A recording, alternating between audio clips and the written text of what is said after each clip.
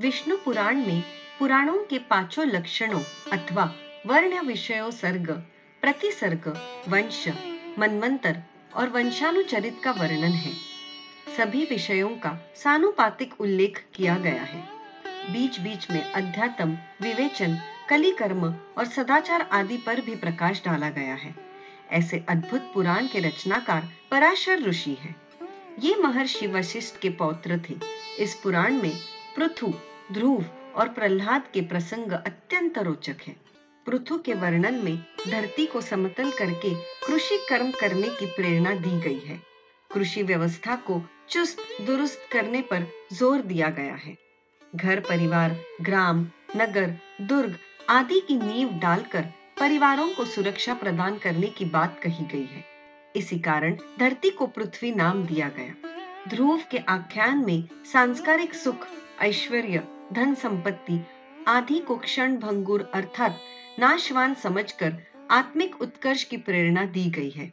प्रहलाद के प्रकरण में परोपकार तथा संकट के समय भी सिद्धांतों और आदर्शों को न त्यागने की बात कही गई है। जो व्यक्ति भगवान विष्णु के चरणों में मन लगाकर विष्णु पुराण की कथा सुनते हैं, उसके समस्त पाप नष्ट हो जाते हैं। वह इस लोक में सुखों को भोगकर स्वर्ग में भी दिव्य सुखों का अनुभव करता है। तत्पश्चात भगवान विष्णु के निर्मल पद को प्राप्त करता है। विष्णु पुराण वेद तुल्य है तथा सभी वर्णों के लोग इसका श्रवण कर सकते हैं। इस श्रेष्ठ पुराण के श्रवण करने पर मनुष्य आयु, कीर्ति, धन, धर्म, विद्या आदि को प्राप्त करता है। इसलिए मनुष्य को जीवन में एक बार इस अद्भुत पुराण की कथा अवश्य करवानी चाहिए। विष्णु पुराण कथा करवाने के लिए सर्वप्रथम विद्वान ब्राह्मणों से उत्तम मुहूर्त निकलवाना चाहिए। विष्णु पुराण के लिए श्रावण, भाद्रपद, अश्विन, अगहन, माघ, फाल्गुन, वैशाख और ज्येष्ठ मास विशेष शुभ है। लेकिन विद्वानों के अनुसार जिस दिन विष्णु पुराण कथा प्रारंभ कर दे वही शुभ मुहूर्त है। विष्णु पुराण करवाने के लिए स्थान अत्यधिक पवित्र होना चाहिए।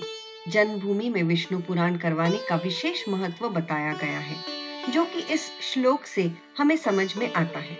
जननी जन्म भूमिश्च स्वर्गादपि गरीयसी।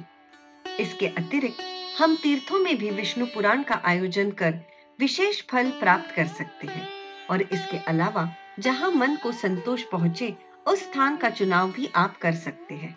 विष्णु पुराण की कथा का आयोजन करते समय स्मरण रखें कि विष्णु पुराण कहने वाला वक्ता विद्वान ब्राह्मण होना चाहिए। उसे शास्त्रों एवं वेदों का सम्यक ज्ञान होना चाहिए। विष्णु पुराण में सभी ब्राह्मण सदाचारी हो और सुंदर आचरण वाले हो। वो संध्या, बंधन एवं प्रतिदिन गायत्री जाप करते हो। ब्राह्मण एवं यजमान दोनों ही 7 दिनों तक उपवास रखें। केवल एक समय ही भोजन करें। वो भोजन शुद्ध शाकाहारी होना चाहिए। इस प्रकार विष्णु पुराण सुनने से मनुष्य अपना कल्याण कर सकता है।